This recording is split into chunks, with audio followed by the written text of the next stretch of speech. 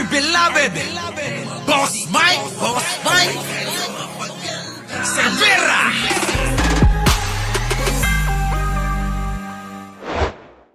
Sa period na ito, sa higit... Pakinggan nyo maigi ha. Sige na, pasok. Dito ho ba, attorney, sa period na ito, sa higit 5 buwan na yan, di ba? Nabanggit nga ho ninyo, dyan siya pwedeng mag-file o mga argumento ho nila na walang jurisdiction o kaya interim release. So, ibig sabihin ho ba, kahit po meron 5 buwan na period na ito, pwedeng mapagbigyan itong halimbawa interim release na ihihiling po ng kampo ni dating Pangulong Duterte? Sa akin, malabo. No? Malabo na. Nako, wala na. Malabo na talaga. Malabo na. Mabigyan siya ng interim release. No? Kasi napakabigat yung requirement. Kailangan mong ipakita may urgent and extreme reason para ilabas ka dun sa may detention center. No? Wala akong nakikita na extreme and urgent reason. Hindi mo pwedeng sabihin matanda na ako. No? Hindi yan rason. In fact, yung mga kasama niya, yung mga 5 kasama niya doon sa detention center ngayon, meron pa mga mas matanda sa kanya. No? O saka, andyan naman yung ebidensya na kahit na ganyan siya katanda, nakapagbiyahe siya ng Hong Kong, nakapag-political rally siya sa Hong Kong. So, tingin ko walang urgent and emergency reason na pwede niyang idulog sa ICC. Opo, pero attorney, halimbawa, kasi di ba napanood ho natin yung mga pagsalita ni dating Pangulong Duterte, sinasabi ho ng kanyang mga supporters na ito medyo mahina na yung kanyang physical condition. Pwede ho ba yung maging dahilan para pagbigyan, if ever man, itong interim release kung sakali po? Ano ba yung interim release na yan, mga kababayan? Yan ho yung pansamantalang kalayaan, mga kababayan, dyan sa ICC, sa International Court. Opo, yan ho ibig sabihin yan, interim release, na hinihingi nila yung pansamantalang kalayaan habang nagsasagawa ng mga konklusyon kung ano yung po pwede o kung ano man yung magiging kahinatnan ng kaso niya. Yan po yun, mga kababayan. Hindi ako abogado. Kaya kung ano man yung masabi ko rito, pansarili kong opinion yun at pansarili kong unawa. Tanong nyo na lang kay Libayan. Baka mali ako. Itama niya. Diba? Yan ho yun. Hinihiling nilang pansamantalang kalayaan. Saan? Doon sa International Court. Opo, habang habang iniimbestigahan kung anong mga kaso yung pwedeng isampa, meron pa bang pwedeng makalaya siya, ganon, no, mga ganon. Yun. Sige, tuloy. Pansamantalang kalayaan sa ICC, ganon. Alam mo, marami rin nagsasabi na bakit ilang araw lang before kahapon, nasa Hong Kong siya, nakatayo siya, nagsalita siya ng matagal at palaban pa siya, tapos ngayong nasa ICC siya, umaakto na yung isang paa niya, nasa kabaong na, no? Parang Diyos ko. Sige, papakinggan nyo muna ito at bibigyan natin ito. Maganda itong bigyan ng reaksyon. Biruin nyo, nasa yung isang paa daw nasa kabaong na. Yung ba yung tinutukoy ni rito, ni Baste? Tuloy. Ganun naman yung sinasabi ng iba, no? Dumaan siya sa medical examination ng ICC. And sinabi na fit siya, no? Na fit siya, na medically fit siya to stand trial. So, nandiyan yan. Hindi po pwedeng sasabihin mo lang, claim mo, may sakit ako, kailangan ko ng wheelchair, kailangan ko ng braces sa leeg. Hindi yan po pwede sa kanila. They will medical decision on expert doctors. Okay. If ever man ho na mapagbigyan, kung sakali man ho, paano ho yung mga mangyayari dito? Ano ba to? Bawal siyang lumabas ng the Netherlands? Pwede ba siyang umuwi ng Pilipinas? Paano po yung mangyayari dito, attorney?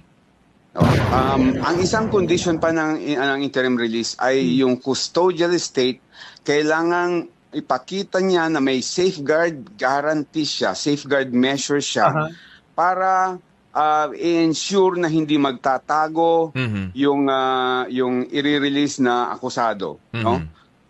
So kung halimbawa i-release siya sa sa Netherlands, yung Netherlands magpapakita ng safeguard measures. Ano yung gagawin ninyo to ensure na hindi yan makakalabas sa Netherlands, no?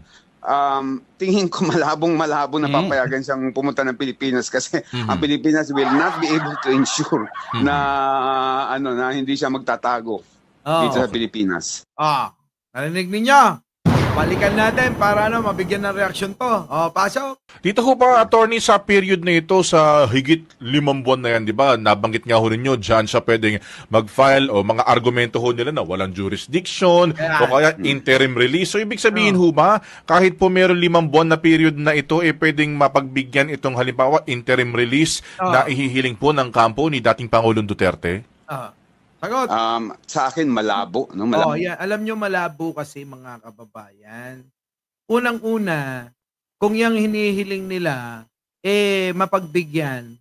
Tapos uuwi ng Pilipinas tulad ng pinapangako ng mga DDS, nila Roque, para paasahin yung mga tatanga-tanga at mga tuknukan ng mangmang. Malabo ho yan. Kaya kayo, makinig kayo. Kayong mga DDS na mga uto-uto, abay, niloloko na kayo ni Roque ng ilang beses, naniniwala pa rin kayo? Akala nyo ba makakalaya pa si Digong? Tanong ko lang mga kababayan, sa mga kaso nun, malabo na yun. At hindi pagbibigyan niya, bakit? Pag yan, pinagbigyan mga kababayan, sino? Yung pamilya, Nino, ni Matubato, Las Cañas at iba pa, na mga nag-akusa. Aba, sigurado, baka ipapatay ni Digong yan. Diba? Iniingatan din ng ICC yan. Hindi naman po pwedeng basta-basta. Pwede ba? Parang tayo dito. Diba? Sa Pilipinas. Na sasabihin lang ni Digong, bayaran nyo yan, judge. Bayaran nyo yung piskal. Diba? Pwede nilang gawin yan eh. Aminin na natin, wag na tayong magpakano rito. Hipokrito. Totoo naman eh. Diba? Hindi ko nila lahat pero di ko binabawasan. Maraming mga nababayaran, judge at saka piskal. Kaya nga maganda talaga ako, sang-ayon talaga na doon litisin yan. Di ba? Kaya mas maganda doon mga kababayan kasi yung kaso ni Digong, abay hindi basta-basta. Unang-una, napakaraming pera niyan. Kaya niya nang bilhin lahat yan. At kapag ka mga kababayan, yan napawalang sala, dito sa atin, nako, patay na. Yayabang na naman ng mga DDS. Kita nyo, walang kasalanan si Digong. Di ba? Ganyan ang mangyayari dyan. Tapos mambubuli na naman sila. Sasabihin nila, fake news kayo. Kita nyo, tayo pa naging fake news. Pero sasabihin ba nila na nabayaran nila kung sino-sino? Hindi naman nila sasabihin yung mga kababayan eh.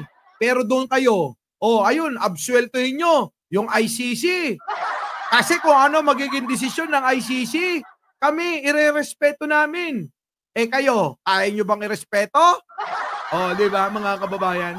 Hindi nila kayang irespeto yan kahit anong maging hatol dyan, hindi nila irerespeto yan. Lalong-lalo na kapag hindi papabor sa kanila. Tayo, pabor man o hindi, kung ano man ang kahinatnan at hatol ng korte dyan okay lang yan, mga kababayan, dahil dumaan sa proseso. Kasi tayo mga kababayan, gusto natin yung dumadaan lahat sa maayos na proseso. Hindi tulad ni Digong. Abay binibilisan, sino-shortcut, addict ka, bang! Patay ka. Diba, mga kababayan? Ganun lang kasimple. Eto na nga mga kababayan, sasabihin na naman ng mga iba dyan. Arvin Lorio, thank you naman, Sana Oil. Diba? Sasabihin na naman ng iba, paano naman yung biktima ng mga adik? Adik na yan, demanda nyo. Simple lang, eto. Gusto nyo ganon. Kapag ka-adik, patayin agad. Pwede naman Pero, kailangan baguhin ninyo ang konstitusyon. Di ba ayaw nyo? Ako, payag ako. Kung ang adik ng gahasa pumatay, ng karumal-dumal, patayin, payag ako. Pero, magagawa nyo ba yon kung hindi nyo babaguhin ang konstitusyon?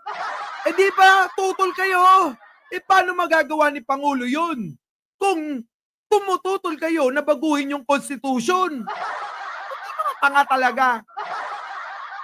Hayaan nyo kasi si Pangulong magpaandar. Di ba? Ayaw nyo hayaan si Pangulo eh. Paandarin niya tong Pilipinas eh.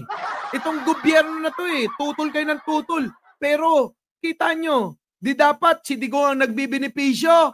Kung nabago ang Constitution, baka sakali si Digong magbenepisyo eh. Eh kayo rin may kasalanan eh. Ayaw nyo. Oh, di ba? Eh napakaraming dapat baguhin sa 1987 Constitution. Oh, tapos ano, kontra kayo ng kontra. Ayan, ano, tinamo nyo. Ngayon, iyak kayo, ngawa kayo ng ngawa. May magagawa pa ba yung ngawa-ngawa ninyo, iyak-iyak ninyo, mga hunghang. Si Digong, maraming pera yun, bilyon-bilyon. Kayo, may pera kayo, umaamot lang kayo saan? Sa binabayad sa inyo, sa pagsama-sama nyo sa rally. Ano yun? Nakikiamot kayo saan? Sa $2,200, $500? Walang iya kayo. Di ba mga kababayan? Ewan ko sa mga yan. Ang hihina ng mga utak eh. Oh, sige tuloy. Oh, ayan tuloy. Ano pala ni Digong?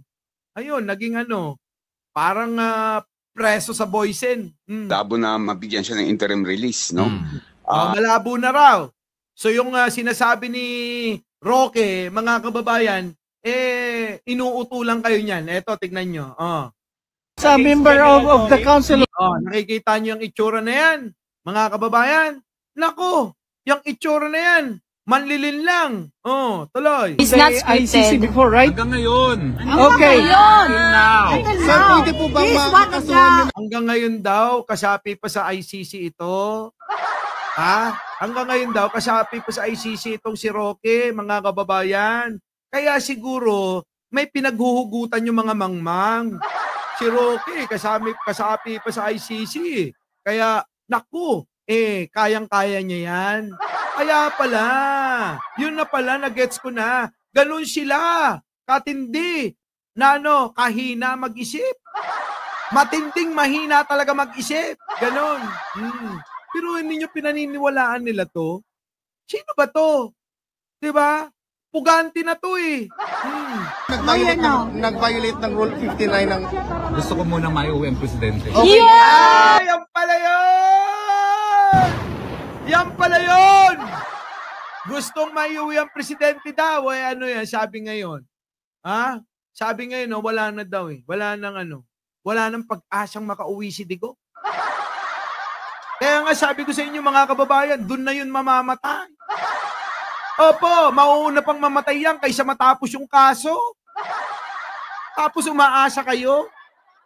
Maasa kayo? Parang yung jowa nyo. Sumama na sa iba, kinakangkang na ng iba, umaasa pa kayong babalik sa inyo. Ay, puta, matindi talaga tama nyo. Malupit! Roque! Anong klase yan? Di ba? Wala, mga kababayan, ibang klase itong mga mag-isip. Di ba, mga kababayan? Ganon sila mag-isip. Ibang klase. Matagal masyado attendance. Yeah, matagal. Malaki ba? Sir, malaki po ba ang chance na makauwi siya ng Pinas? Ayan malaki po ba ang chance na makauwi sa Pinas? Malaki, tama nyo. Tuloy. Naniniwala naman. Yes. Ay, Rocky, nagpa-fly away na yung buhok mo. Malaki naman. Kita nyo, inuurat niya. Inuuto niya lang yung mga nakikinig sa kanya. Diba?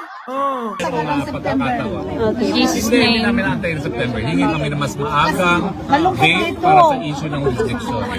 Kita nyo, mga kababayan, samantalang sabi rito, Bigat yung kasi sa akin malabo, no? Malabo Na ihihiling po ng kampo ni dating Pangulong Duterte? sa akin malabo, no? Malabo na ano? mabigyan siya ng interim release, no? Malabo, mga kababayan. Tandaan nyo yan, mga kababayan, malabo na. Kaya si De Roque, nang uuto na lang yan. Inuuto na lang kayo, pero kita nyo, marami na ho ang natauhan. Yung mga dati mga kababayan na umaabot talaga maraming tao sumasama sa kanila. Ngayon, nakita nyo naman yung rally nila. O konti lang. Kaya yung sasabihin nila na kaya nilang mag-people power, wala na yan. Yung sasabihin nyo na agawin nyo, susugurin nyo Malacanang, subukan nyo ngayon. O, di ba? Nagwawala ba si Bato? Eh, paano? Kasunod na si Bato eh. No, di ba? Kasunod na si Bato. Oh. Kasi napakabigat yung requirement. Kailangan mong ipakita may urgent and extreme reason para ilabas ka dun sa may detention center. Nako, kita nyo yung itsura niyan? Oh, nakita nyo yung itsura niya, mga kababayan? Oh, di ba malayong malayo? Nung nagpunta ng Hong Kong yan, yung bunganga niyan, mga kababayan, abot hanggang buwan. Tapos mga kababayan, nung tinanong siya kung ano pangalan, halos hindi niya na mabigkas. Muntik pang nakalimutan. Anong klase yan, Digong? Oh, ano ba? Hinang-hina ka na ba? Parusa na yan. At yan na yung karma mo. Kinakarma na yung ano nyo, yung phone ninyo. Diba, Mighty Manong?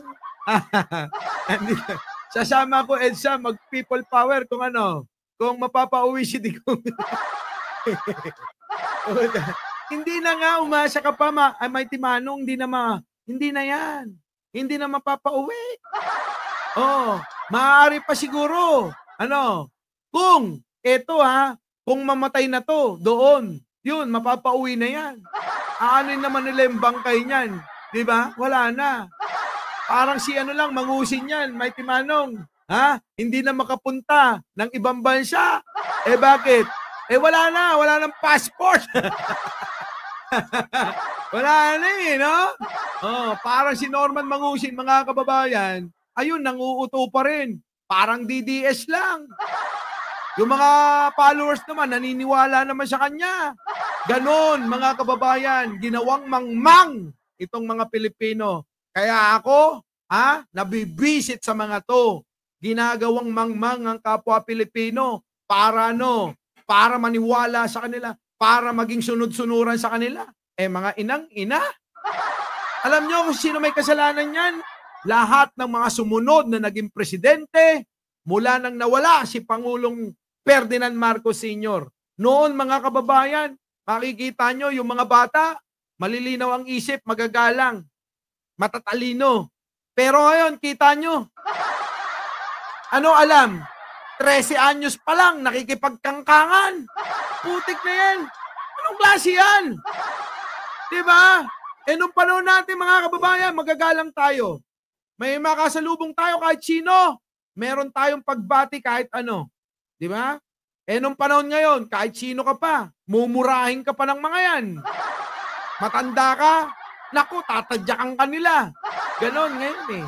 Kasalanan yan, alam nyo, ng lahat ng mga pangulong mga inang-ina na sumunod. Kanino? Kay Pangulong Ferdinand Marcos Sr. Yan. Hanggang kanino? Kay Digong. Putik na yan. Ayan na nga, inaayos ni Pangulong Bongbong Marcos eh. Tapos ayaw ninyo. Bakit? Kasi kapag natauhan at natuto yung mga Pilipino, wala na kayong mauuto. Eh tignan nyo si Sara. Anong ginawa niya? Pinabayaan niya yung DepEd na dapat tinutukan niya para matuto ng tama yung mga bata. Pero anong ginawa? Wala. Imbis na unahin na magmalasakit sa mga bata, abay, inuna yung sarili. Nagnakaw ng nagnakaw. Walang yan buhay ito. Tapos kakampihan nyo. Gusto nyo maging presidente pa. Anong klaseng buhay gusto nyo? Wala na. Oh, ito, yan, tignan ninyo. Oh, tignan ninyo. Ha? Akala mo, biktima ng digmaan eh. Tignan nyo si Digong, ang itsura.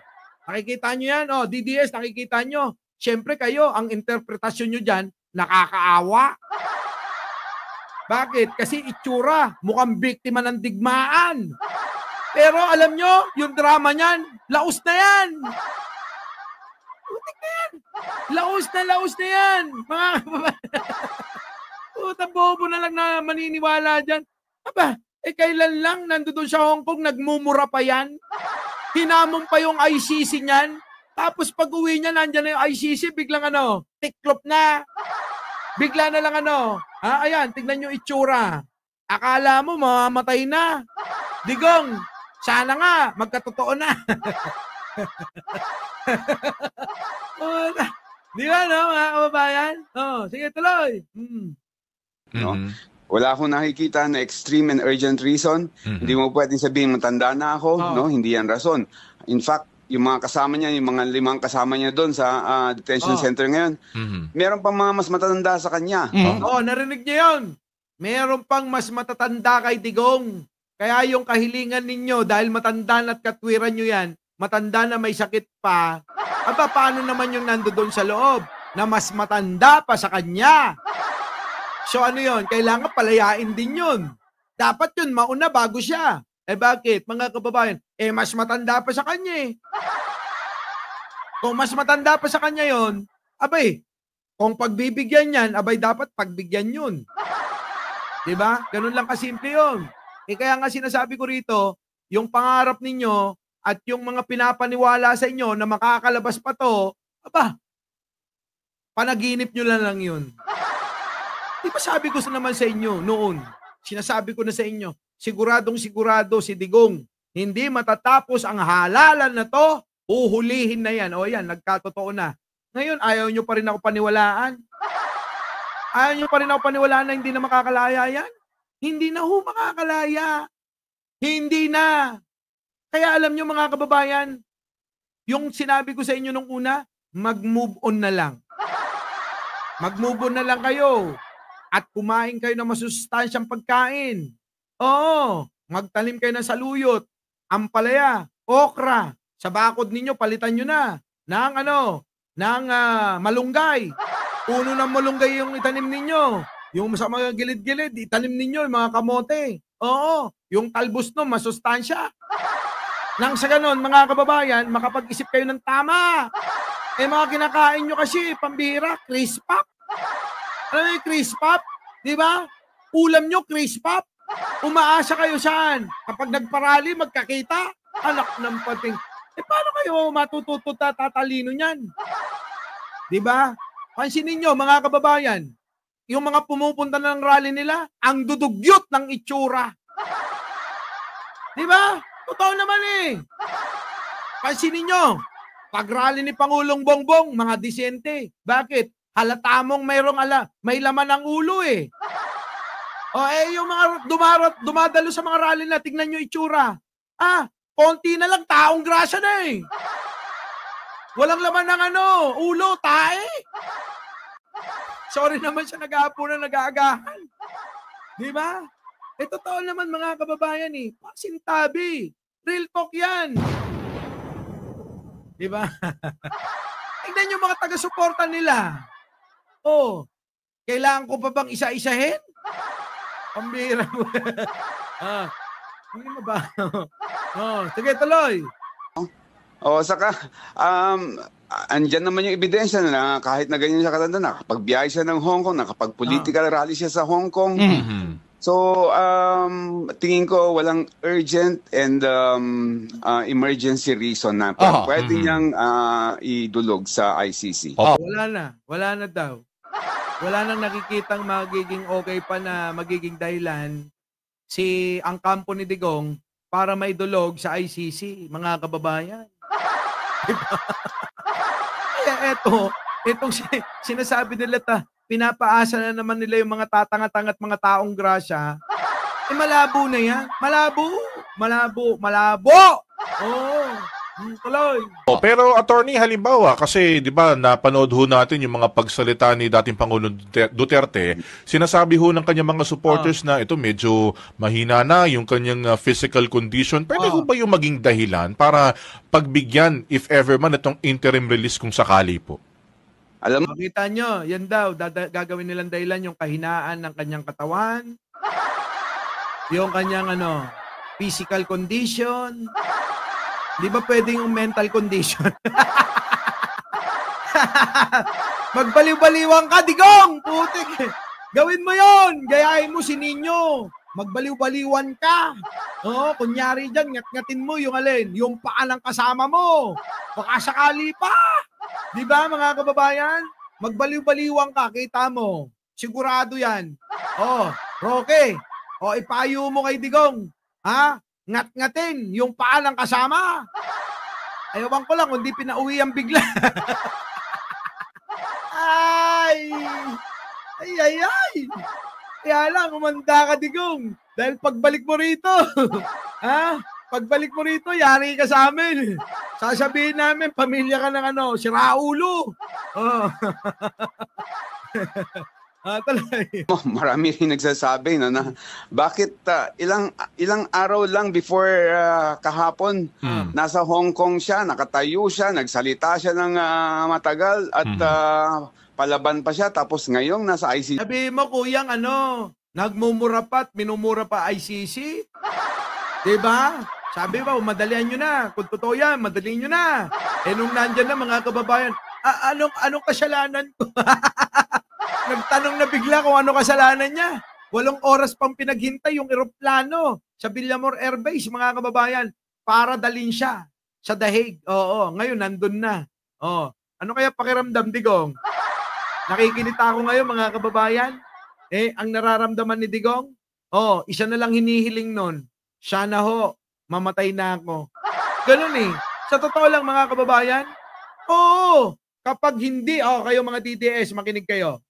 Yung rally nyo ngayon at bukas, pag hindi nyo naitawid na maagaw ang pwesto, hihilingin na lang ni Digong sa sarili niya, sana mamatay na yan. Masakit yan, mga kababayan. Diba? Ang sakit-sakit niyan. Hilingin niya na lang sa sarili niya, mamatay na ako. At pag namatay yan, baka naman, syempre, magwawala na naman yung yung mga DDS dyan. Sasabihin nila, kasalanan naman ni Pangulong Bongbong Marcos kung bakit nagpatiwakal yan. Libayan, baka sisihin mo si Pangulo, kung bakit magpapatiwakal yan si Digong. Eto, opinyon ko lang. Hindi totoo!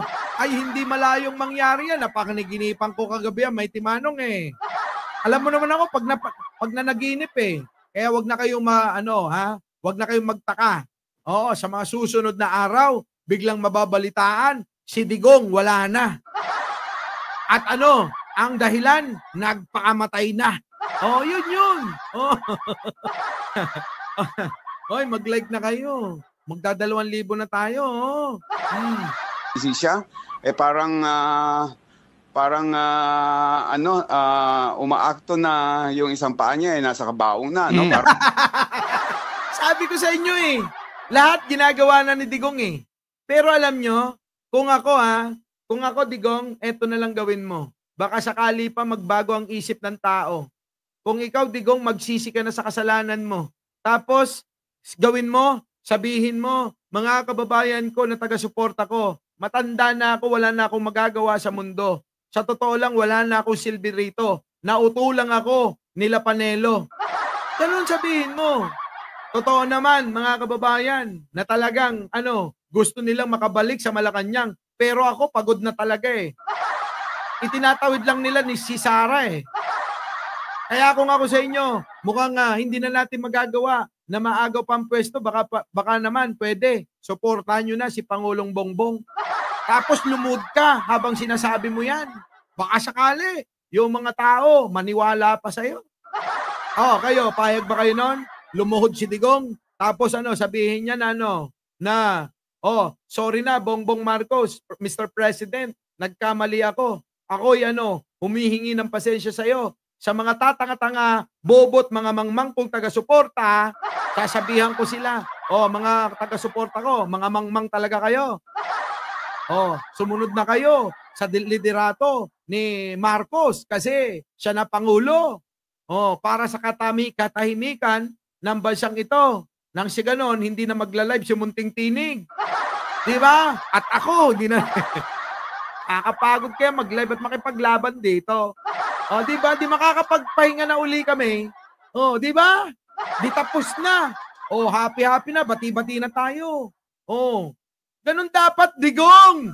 Kung talagang mahal mo ang bayan na to, ang mga Pilipino, gawin mo yun. Kaso nga, malabo. Bakit ho? Kasi, mga kababayan, demonyo eh. Kailan magbabago demonyo? Kapag ka siguro, mga kababayan, nagpakita na sa kanya si Satanas at sabihin sa kanya, halika na anak, kinukuha at binabawi na kita. Oo, nagawa mo na ang mission mo. Ginulo mo na ang Pilipinas, oh. Diba? Mas okay yun eh. Putik na yan. Parang ganun naman yung sinasabi ng iba, no?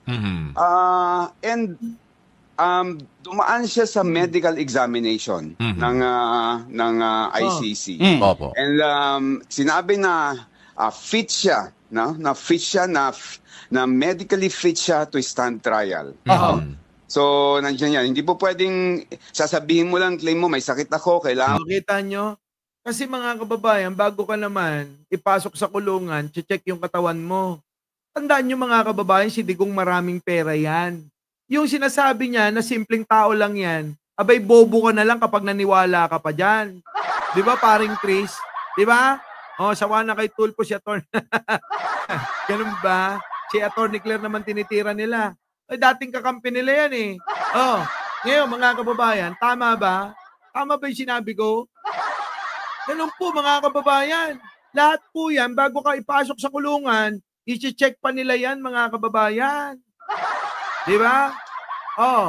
Pagka chinek nila, malalaman nila kung ikaw maayos ang kalusugan. Ito naman ang sasabihin ko.